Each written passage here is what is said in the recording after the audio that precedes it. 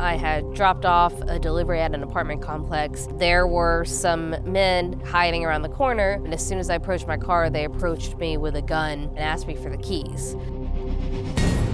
The Nexar dash cam recorded the assault and then recorded them getting back into the car and taking it. You gotta be a fool. After they took my car, I took my phone out and there it was, the video of them assaulting me, taking the car and driving away. Hi, my name is Caitlin. I live in Washington, D.C.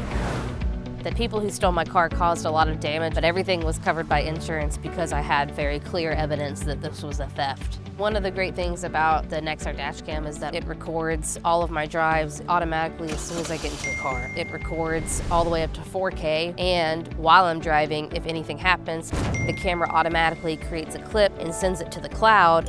So even if something happens to my phone, it will still be there in the cloud for me. Another really great thing about the Nexar dash cams is that you can set it to alert your loved ones when you have been in like a car accident or something has happened.